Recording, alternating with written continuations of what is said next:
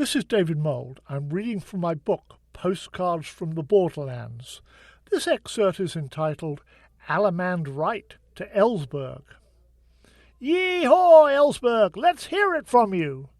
Dance caller Tepper Blundell, sporting butt-tight jeans, a plaid shirt with a neatly knotted scarf, and a black cowboy hat, strutted across the stage at the church hall, trying to energize a crowd more interested in eating and drinking than dancing.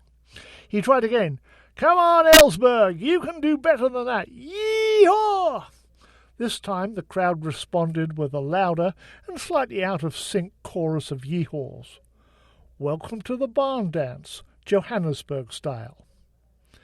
I didn't know what to expect when I drove out to the southeastern suburbs on a Friday night.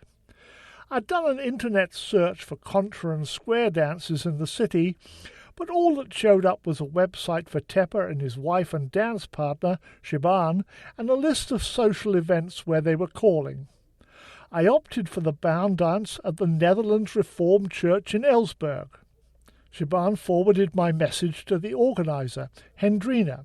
She wrote back to say that admission was 90 rand and that there was one place left.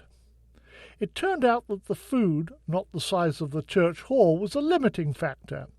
This was dance and dinner, or to put it in priority order, dinner and dance. "We never do anything without food," Hendrina informed me. "You're at table number 3 with Tepper, Shiban, Pastor Andre, his wife, and some of the regulars. I hope you like the shepherd's pie." In Elsburg, I was in another world, Afrikaner territory. The Afrikaners are descendants of the original Dutch settlers. From the 1830s, under pressure from Britain, the competing colonial power, they moved northward from the Cape, defeating the African tribes and seizing their lands. In the Anglo-Boer War, at the beginning of the 20th century, they were defeated by the British, who took the land, the gold, the diamonds, and pretty much anything else worth taking. After the war, South Africa was legally unified, with the Afrikaner Nationalist Party coming to power after World War II. Nationalist Party leaders argued that South Africa was not a single nation, but was made up of 4 distinct racial groups: white, black, coloured, mixed race, and Indian. It created black-only townships and so-called homelands for ethnic groups, prohibited mixed marriages, and segregated schools, universities, hospitals, public transportation, and recreation areas such as parks and beaches.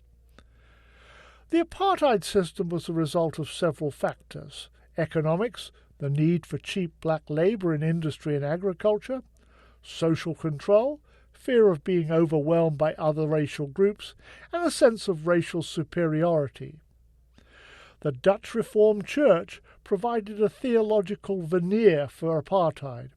I hadn't thought much about the religious rationale for racial superiority, or how this developed in popular Afrikaner thought.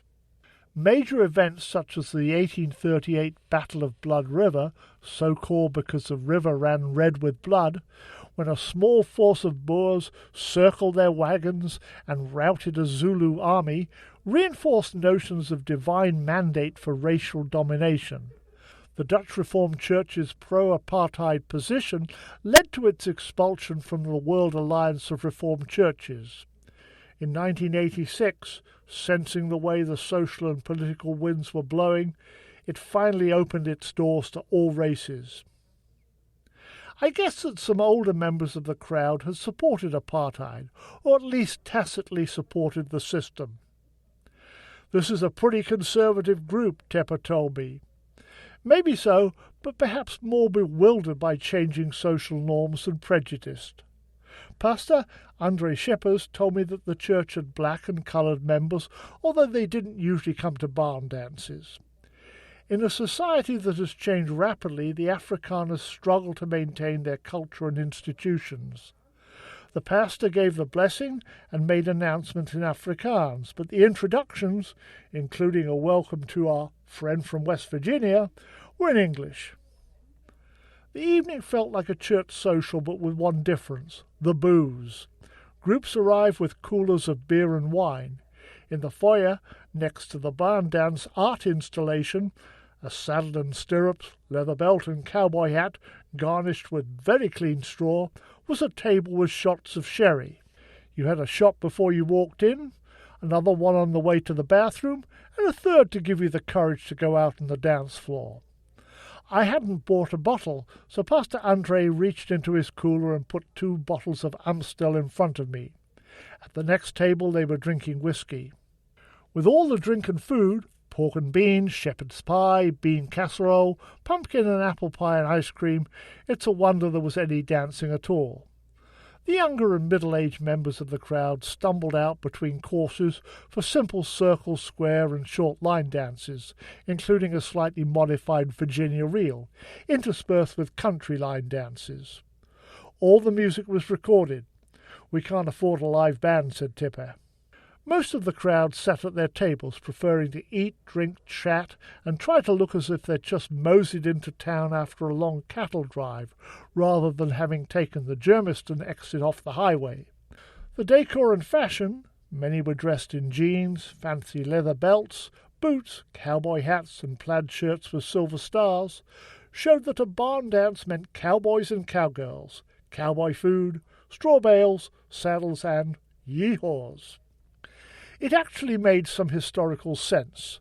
The northward trek from the Cape brought Afrikaner farmers to the High Veld, the plateau region of grassland and scrub bushes that begins at the Drakensberg escarpment east of Johannesburg and slopes gently west. More than 4,000 feet above sea level, it resembles the high plains of Montana or Wyoming.